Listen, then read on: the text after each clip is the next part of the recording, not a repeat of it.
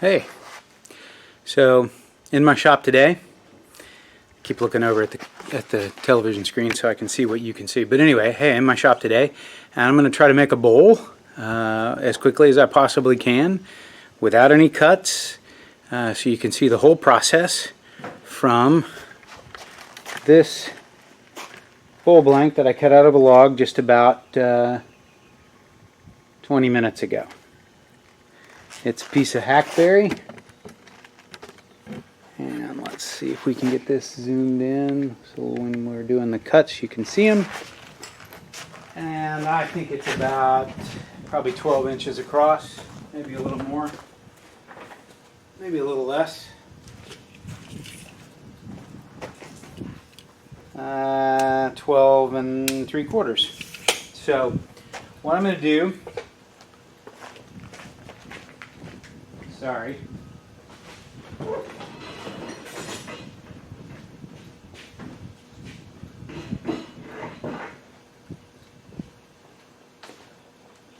is I'm going to mount it on a screw chuck, and it's either going to go into this chuck or this chuck. And really what determines that is it's a lot easier to make the foot smaller, and of course the bigger the chuck jaws and the bigger the bowl, you know, usually that makes it a little easier. Since I'm going to do this in one go, one live thing, I think I'm going to go with a bigger of the two chucks, just to make it easier. So, I'm going to start by mounting the chuck.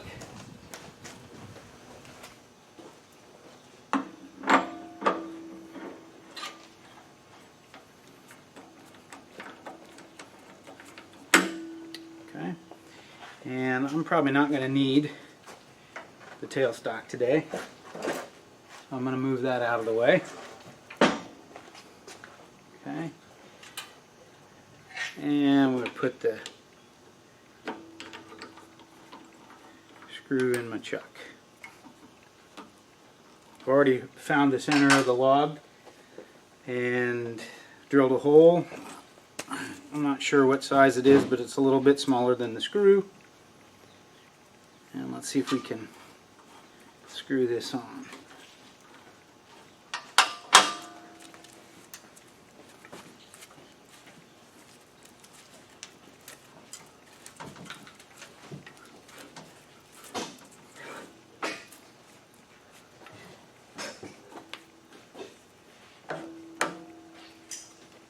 So that's pretty securely mounted on the chuck. On that screw, I didn't get the hole exactly in the middle, and the wad is not completely round, but I think it will suffice. I gotta go plug in my lathe because I had my saw plugged in, not my lathe, so let me get that done.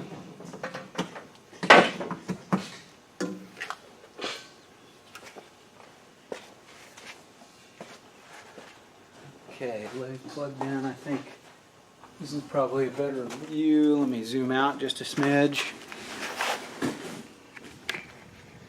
so you can get an idea of what it is I'm doing.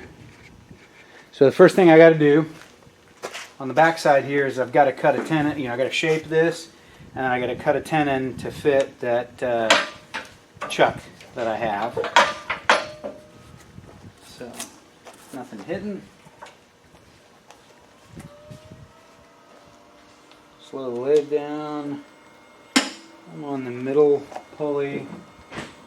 That's not too bad. Let me bring the speed up just a bit. Let's see. I think I'm going to be slightly in the way if I stand right there. So let me position the camera. There we go. And let's get rid of these wings.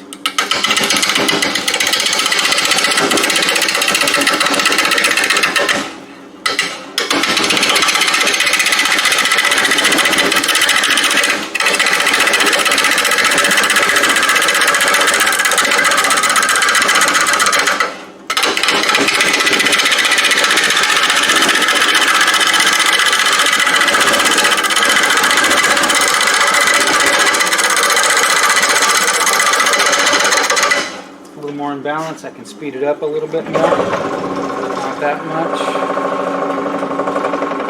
Get it just below the vibration point.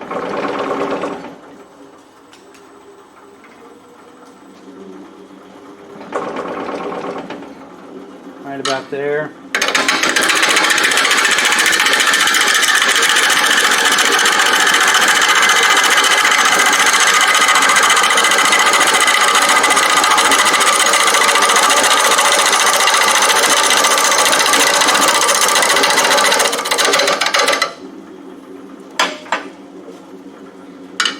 You have a lot of people tell you that they don't ever move the tool rest when the lathe is running. That's probably a really good idea. I'm just going to tell you I move it all the time.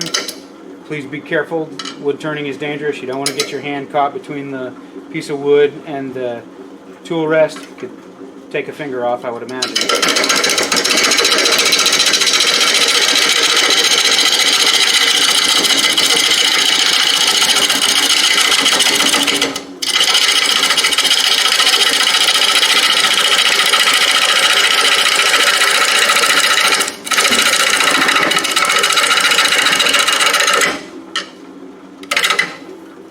Got those wings off. Now I'm gonna try to make it a little closer to round.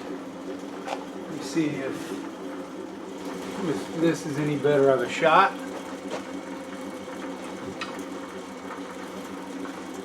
Probably not, but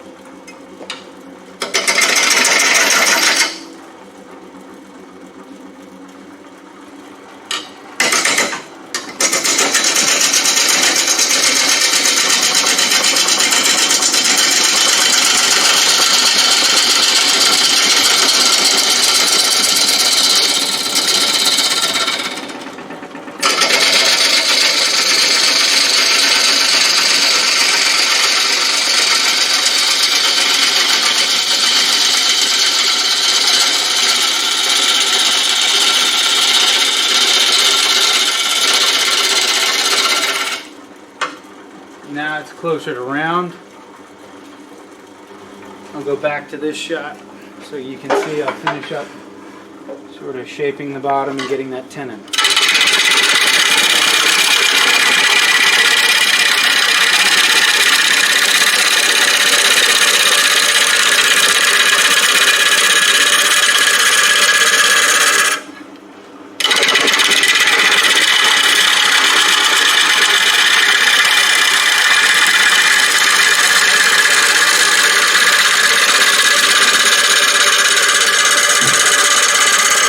Probably can speed the lathe up, and I can do that because the wood blank's a little bit more balanced.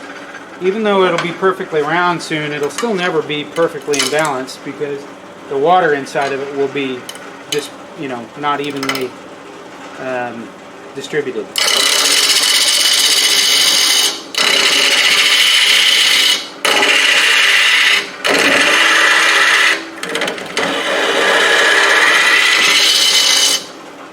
Goal here, now that I've got that done, let's see.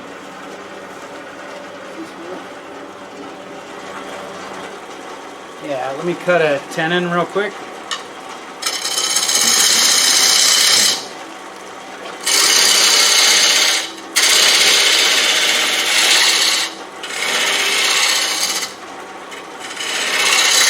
That looks pretty good for my particular piece.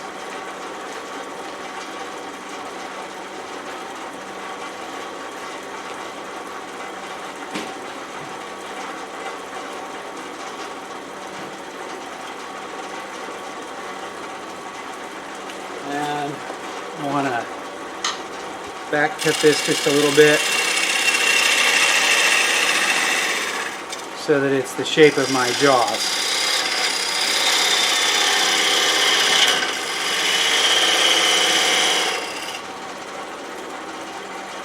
There we go. So that, I used a detailed spindle gouge to do that.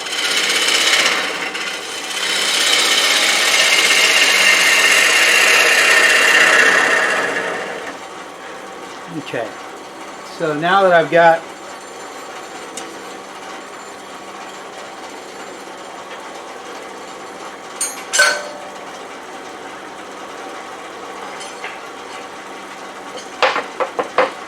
tendon on there. I'm still got some open spots in through here. If we take a look, it's not completely round. We've still got bark. I want to get rid of that. This is pretty wood. It's got some interesting spalting in it. If you can see right there, there's a lot of tear out, and that's because I'm cutting really aggressively. But I can do a much gentler cut here in just a little bit and get rid of that. So I'm going to finish shaping the bottom.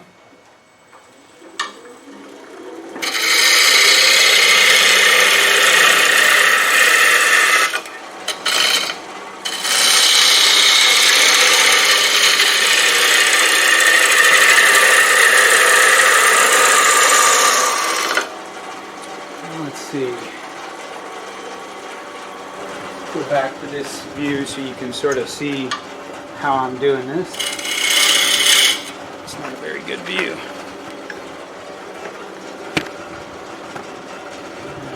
Let's try.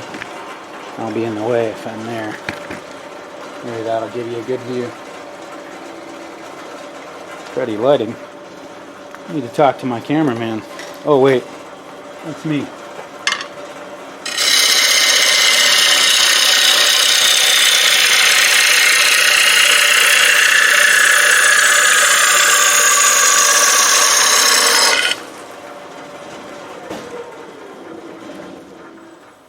Still not quite there. Still got some bark to remove, but that's okay because I'm not quite to the shape I like anyway.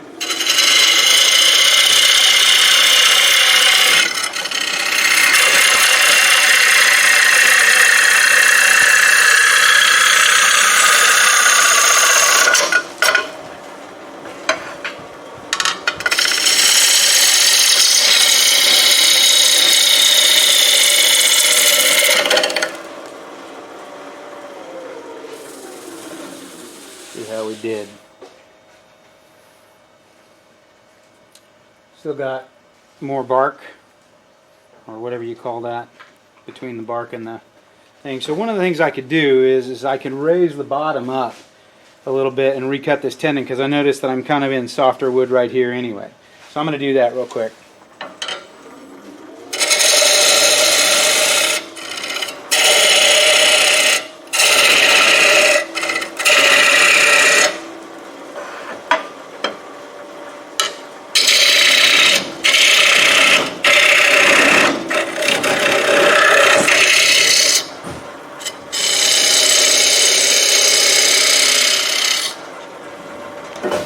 Reshape that tendon a little bit.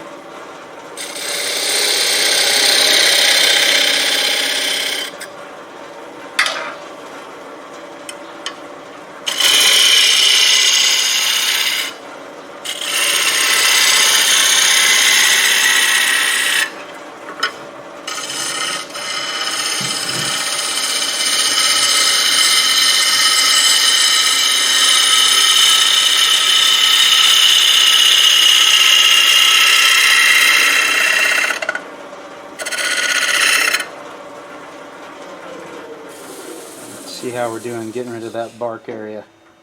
Still got more to get rid of, but I still got a fair amount here that I can get rid of too. So let me try that first.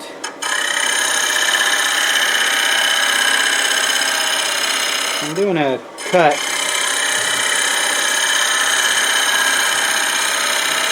It's more of a slicing cut, so hopefully we get a better finish on this last little bit. Still got right there. Got to get rid of that. That's wood there, so not bark. So I think one last pass, and then I clean up the bottom here, and we can sort of finish the shape on the outside here, and then turn it around.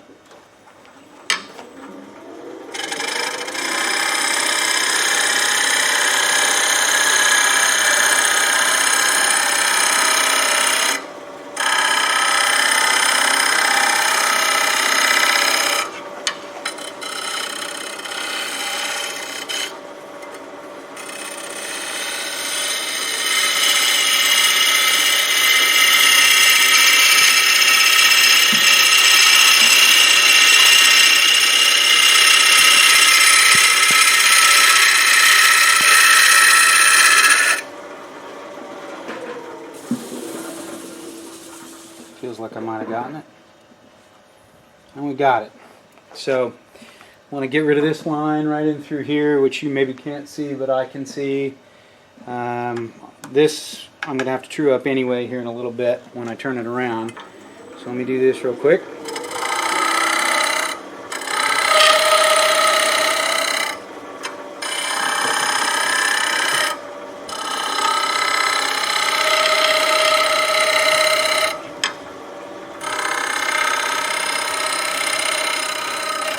To give you an idea when I'm doing that kind of a cut, I'm trying to get really fine shavings off of it. A little bit of shavings on the camera. Anyway, and the goal is, I think I heard somebody say once, I think it might have been Ashley Harwood, but she said, cut when I can cut, scrape when I can't cut anymore, and sand as a last resort. That's kind of how I feel too. These certainly are lines that I could sand out, depending upon what kind of grit I want to start with. So the only other thing I got to do on my tenon, let me see if this gives, yeah, this gives you a really good, well, better view anyway. So a couple of things on the tenon. One, the corner right in there, which is hard to see with my camera, but needs to be very clean. And then ideally, this either needs to be perfectly flat across the chuck jaws, or it needs to be slightly concave. And the reason is we want the bowl to rest, we want the clamp of the jaws to clamp on the tenon, and the bowl to rest on the outside of the chuck jaws. So what I notice is my shape's not particularly good on the bottom here. So I'm just going to clean that up real quick.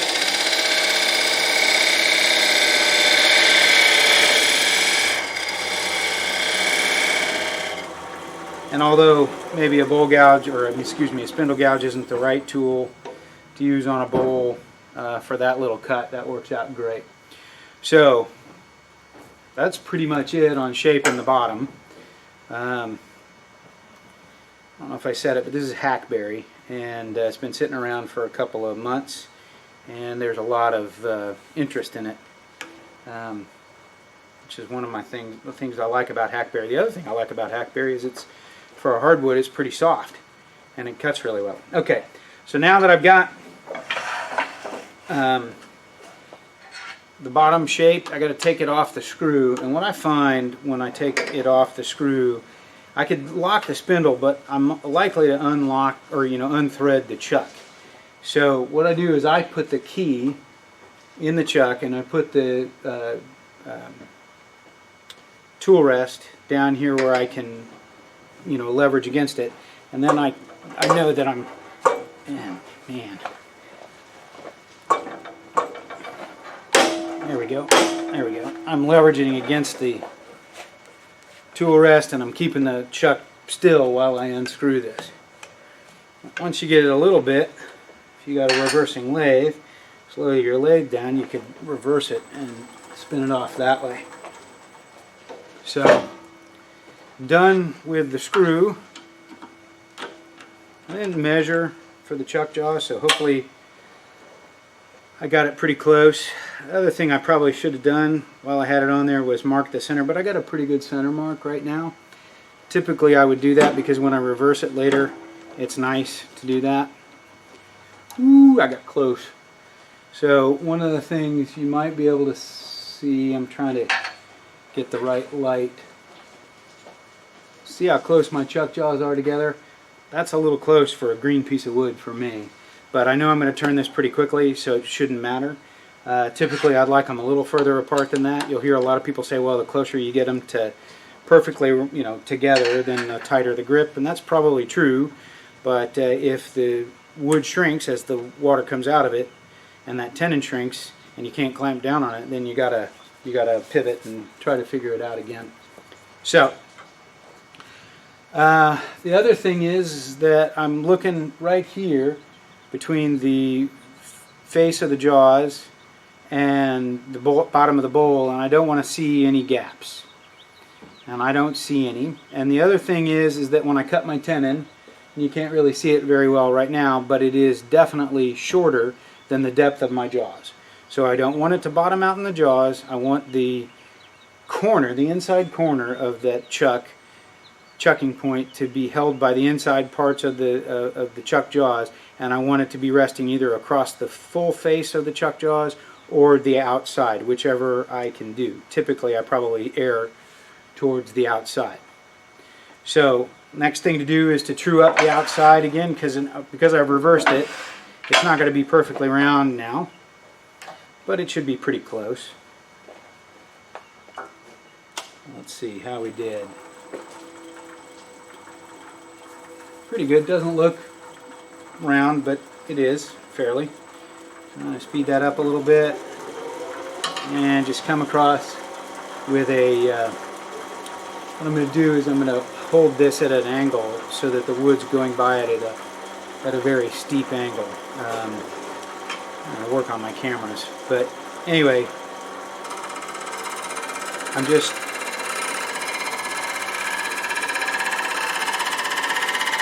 because I don't want to have to clean up tear out, so I'm just trying to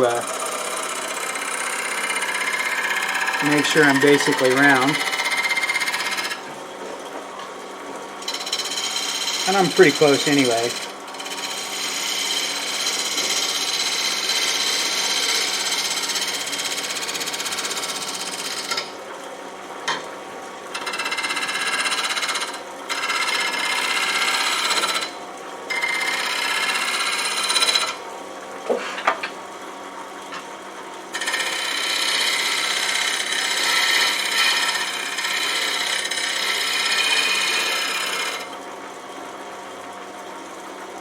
It's not a bad shape.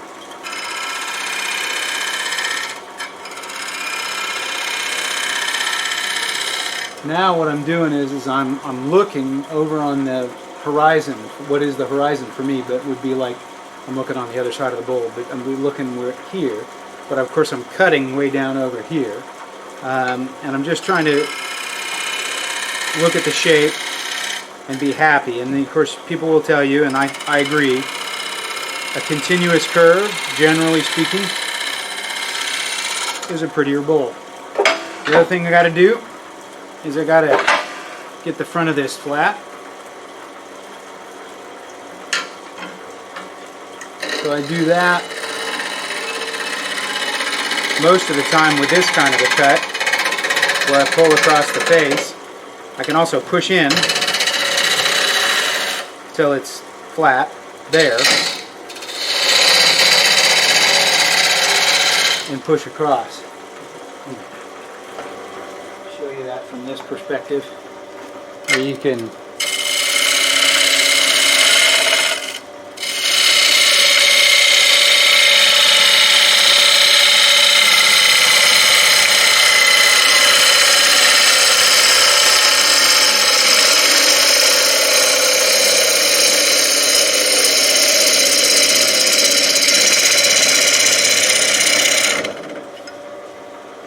go. Now I'm flat, pretty much, and true, and I can see the whole shape of the bowl, and I like it.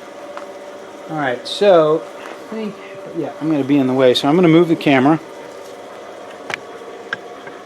Ha ha ha, lots of cables. Lots to work on this setup. But now that I've got that, I think you can see what I'm going to do. Yeah. So now I'm just going to, I'm going to get this a little bit lower so that I'm cutting on center. And now what I'm going to do is just hollow this out. And typically with a bowl this big, I might take the center out with a center saver. I'll do that in a video some other time. But today, because I'm interested in getting this done quickly, I'm just going to go ahead and core this out. Or hollow it out.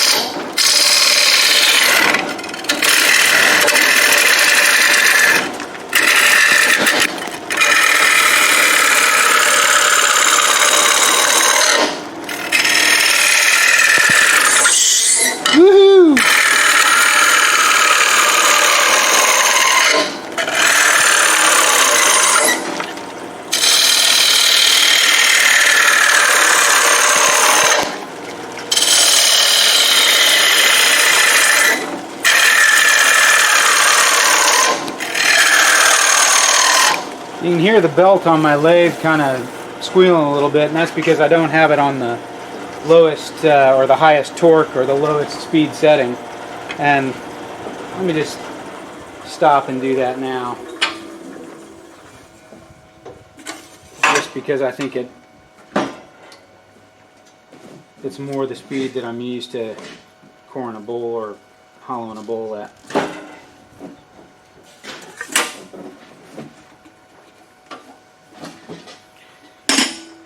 So the motor's going the same speed, but you can see the bowl isn't going anywhere near as fast. But I can speed it back up. Hopefully I'll have a little better traction. Some of the cuts that I do are somewhat unconventional, I think. You'll see a lot of people who absolutely work their way all the way in from the outside every cut. And I don't think that's a bad thing. But if you're trying to remove a lot of wood quickly, sometimes it's faster to go another way.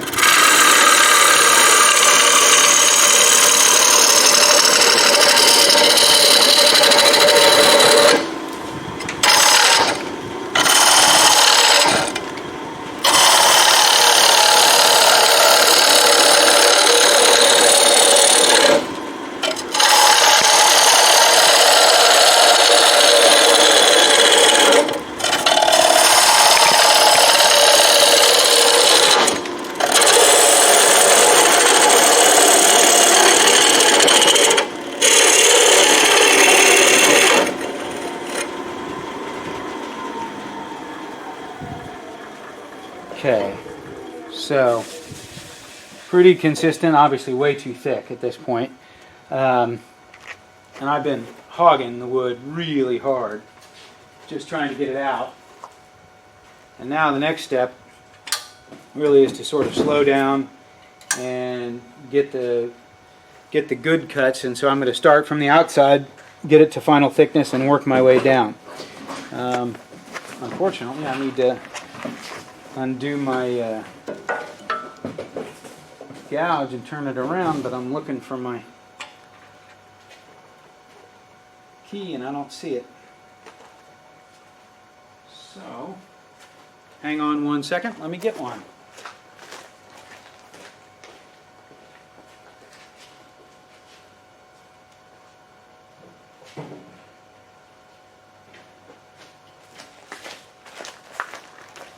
Sorry about that. So this is a nice gouge. I like this gouge.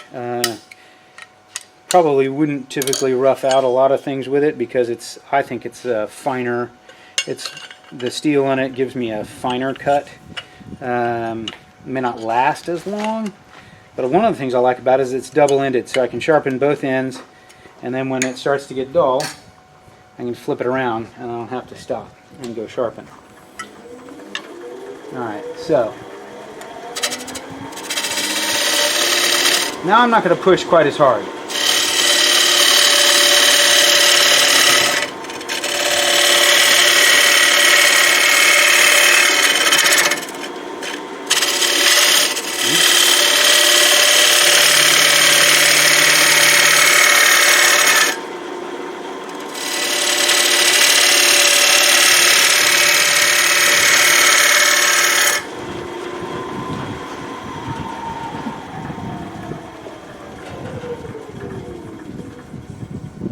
Next thing I have to decide is, well, how thick do I want the rim? Do I want it to be slightly undercut so that when I grab a hold of it, it feels more meaty at the top than it does at the bottom? I think that's typically what I do. So what that means is I'm going to kind of undercut just a little bit and then swoop back and follow the outside curve of the bolt.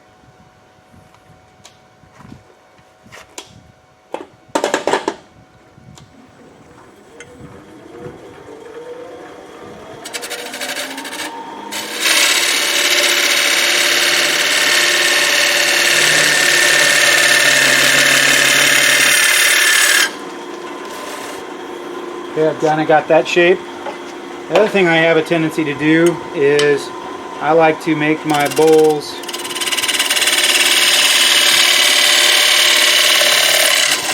dive in. So I make the rim, let's see, now you can't really see it that way. I make the rim slightly slanted in. Now from here I can just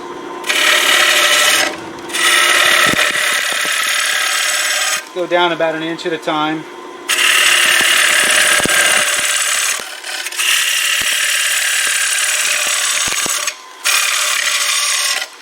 And this way I can sort of pick up the lines. Sorry if my head gets in the way.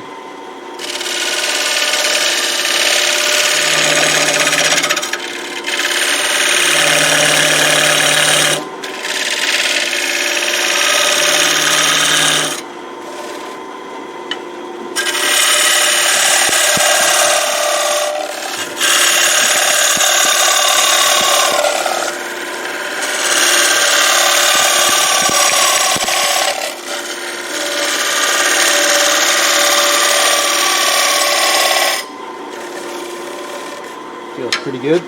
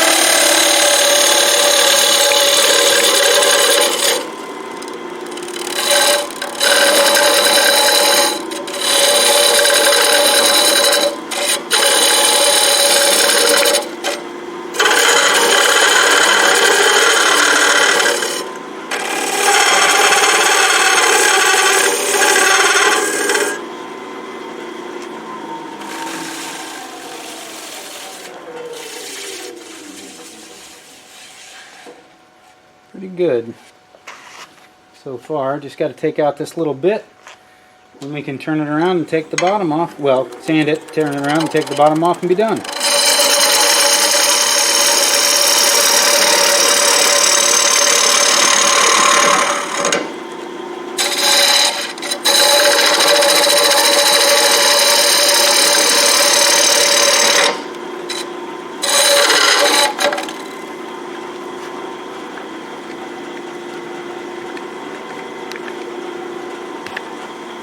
See if that's any better. It doesn't look like it's going to be. I think that's what you need.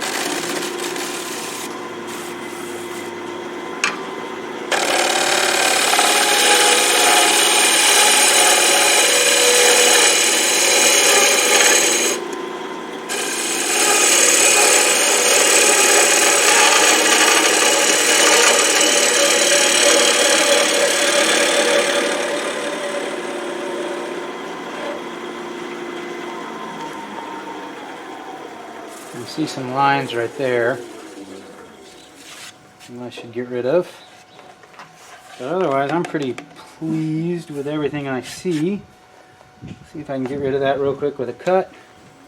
If not, I can always sand it.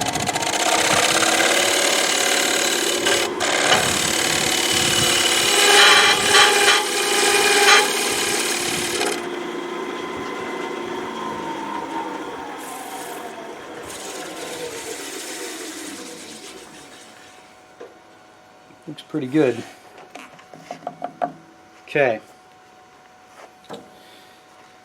So, sanding.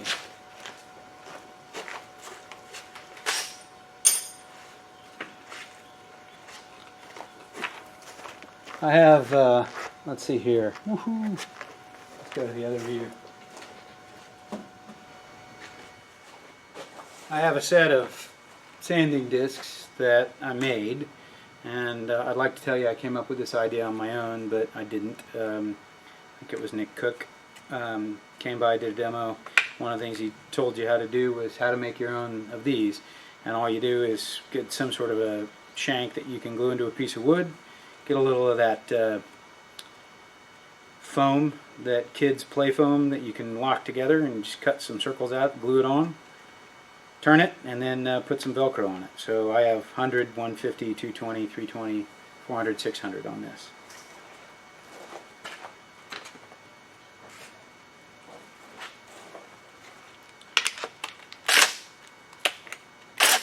And typically I find I go ahead and start out with 100.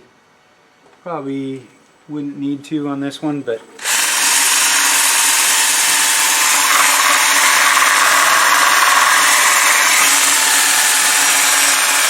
I think it'll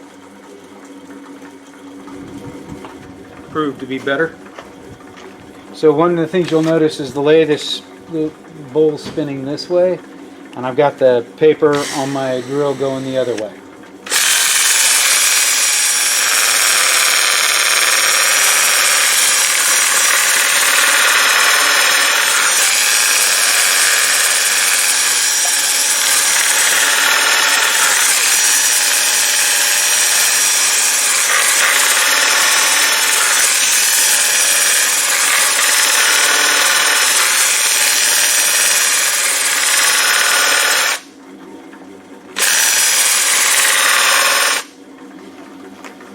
Do the outside real quick.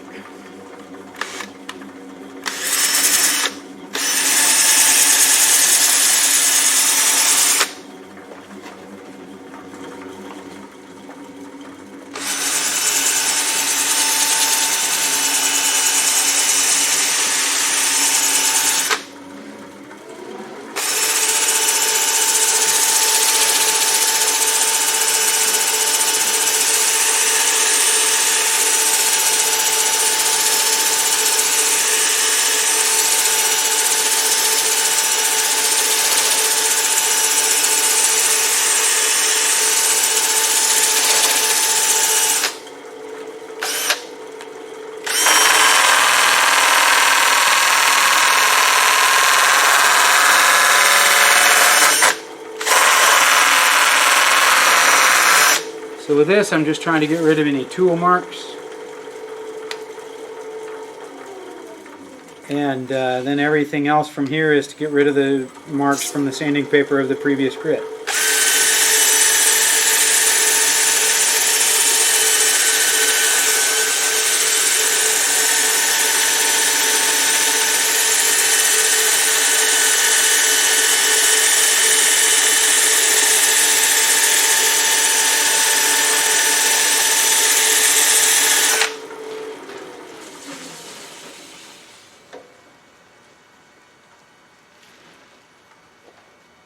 Pretty reasonable. So go from 100 to 150. Typically take the previous grit, cut it in half, add it to it, and that's the next grit you should go to.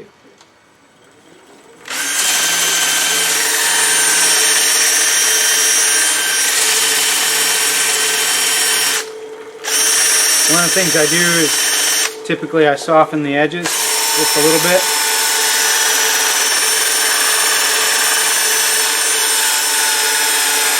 and before.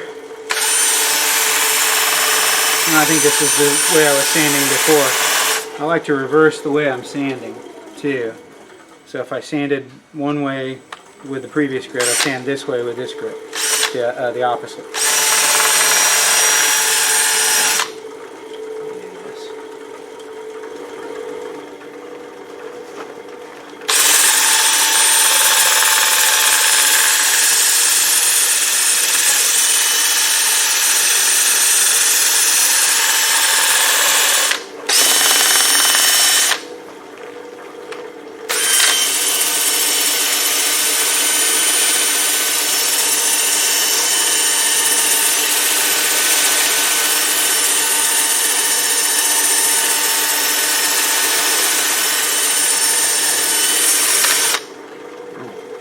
Sorry. It's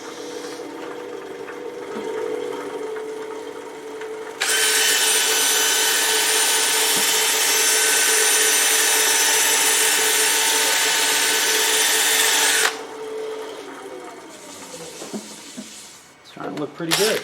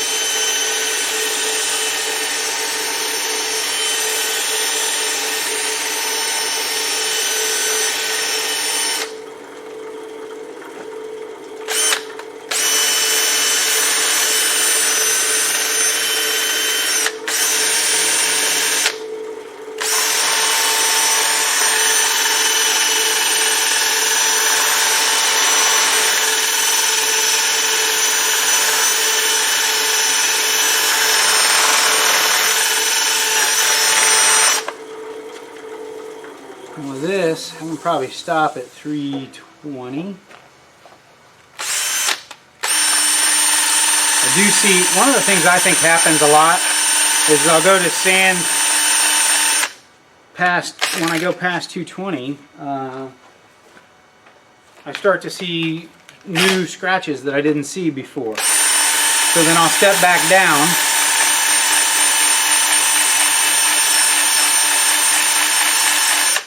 to 220 and sort of hand sand, focus on those areas. Oh, sorry. I'll learn how to remember to switch cameras. But anyway, you may not be able to see it, but there are some lines that showed up after I started sanding with 320. Like right in here. Oops, hang on, let's see. I don't know if you can see it, but it's kind of right in this area. I'm going to try to get rid of that.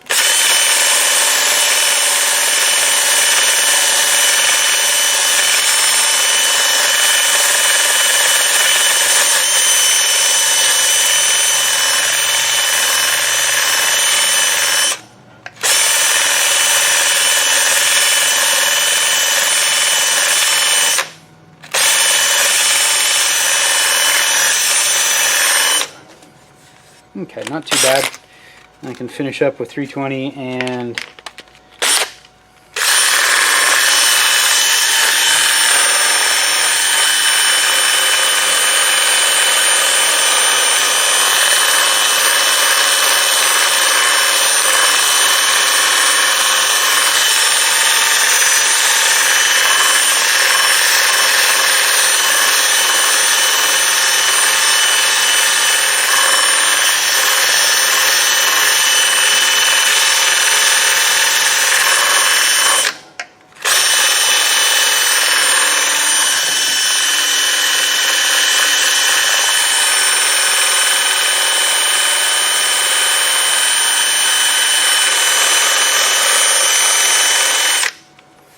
Okay, so typically after I get done sanding, I would spend more time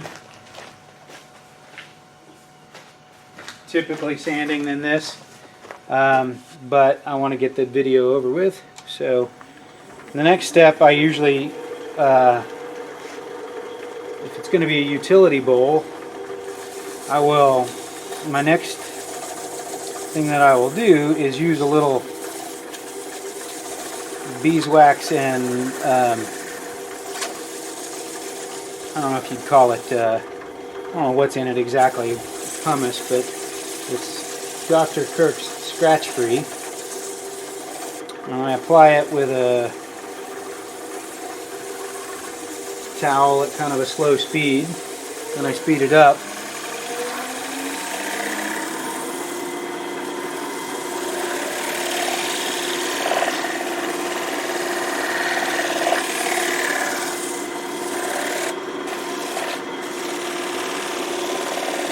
Kind of use that abrasive that's in the paste to sand it just a little bit,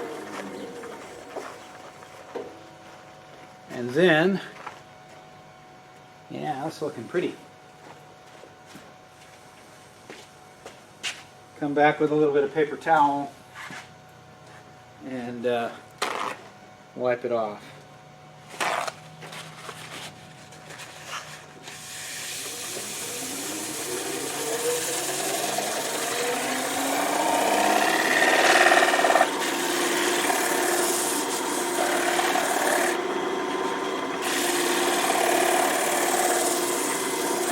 This is just a little beeswax, mineral oil, and some abrasive paste. And you can make your own, but you know, it's not very expensive to buy that from craft supplies, and it's a very good product, so I just continue to use it. Pretty piece of wood. Alright, so what's next? The next thing we got to do is we got to get it out of the chuck, turn it around, and take that tenon off the bottom. Now you could grind it off, maybe cut it off with a saw, and we'll probably do a little of all of that. But I'm going to turn as much of it as I can off. And there's a bunch of different ways to do it. I have a vacuum chuck that I could use. But if you don't have a vacuum chuck, and I find most of the people I teach don't, because it's expensive, you could go with cold jaws. Those would work too. But something that you probably have sitting around is an extra piece of wood that you could either mount in a faceplate or a chuck.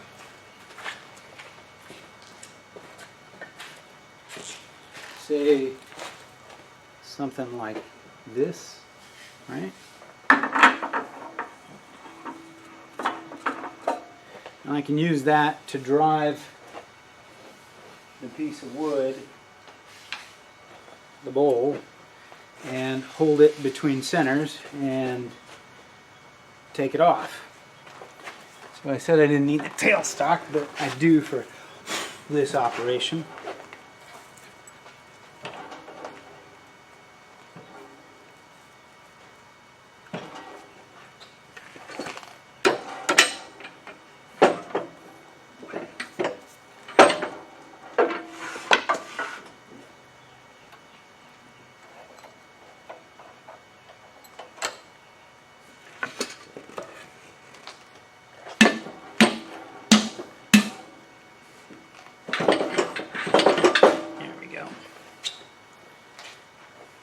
And I'm going to put a little paper towel between a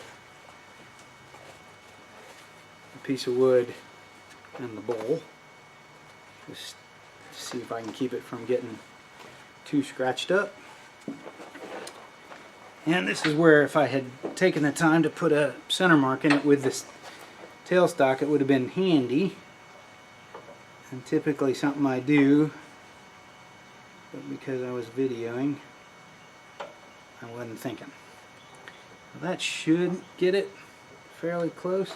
Slow the lathe way down and see how I did. Okay, pretty far off. I need to re-center that.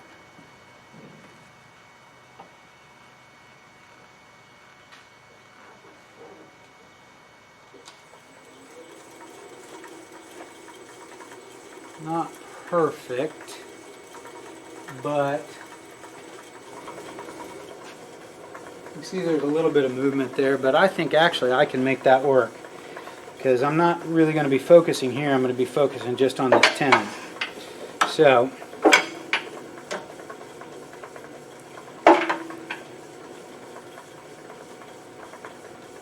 speed that up just a hair, and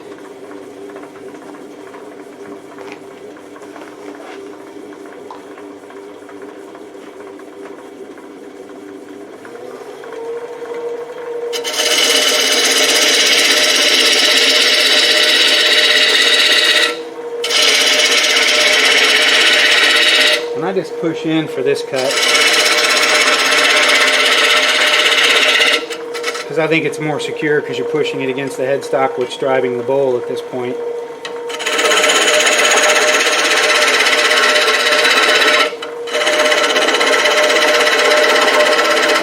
And here in a second when I come across the bottom,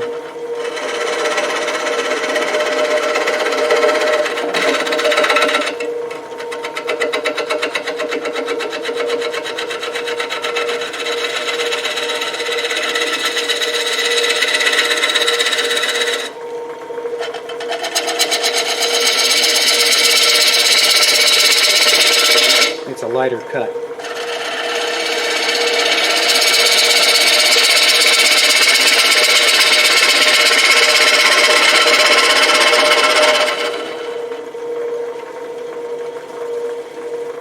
Now the other thing that we've got to do is we want to make sure that this part of the bowl sits proud of this part because we don't want it to rock while it's on the table.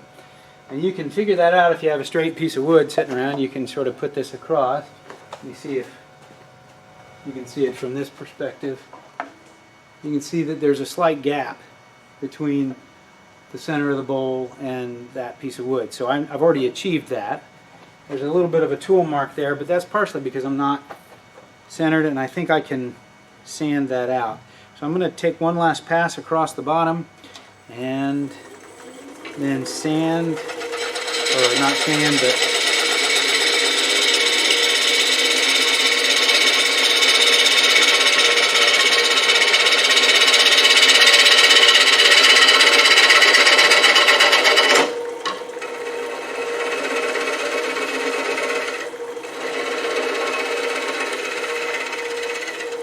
okay.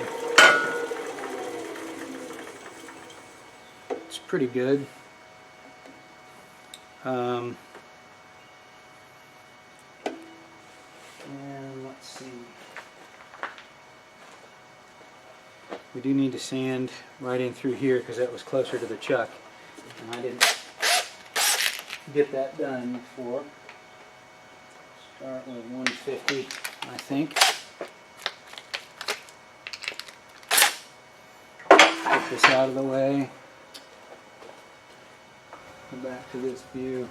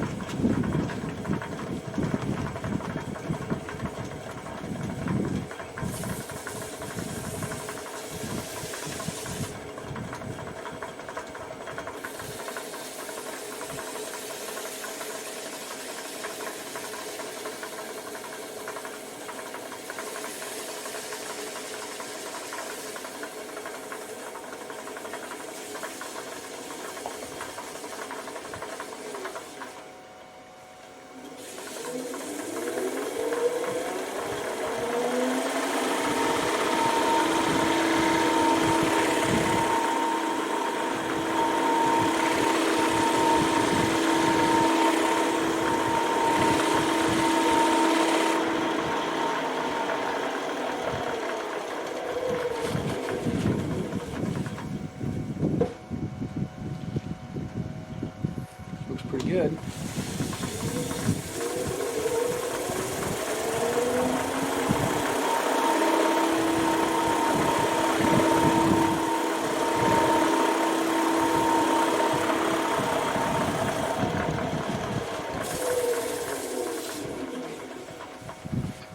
And all I have to do is chisel off the bottom little piece, sand that up a little bit, and I've got a bowl. Right? It's a pretty nice bowl, really. Like I said, I'll just cut this off with a saw and sand the bottom, and I'm done. So, anyway,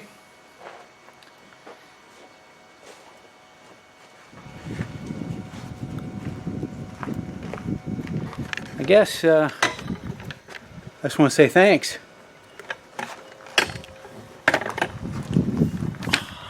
for watching my video. And if you like this, great, let me know. If you think it should be shorter, you think it should be more detailed, you think I need better cameras, I should zoom out, right? I'm willing to do all of that if you guys find value in this. Thanks, and have a great day.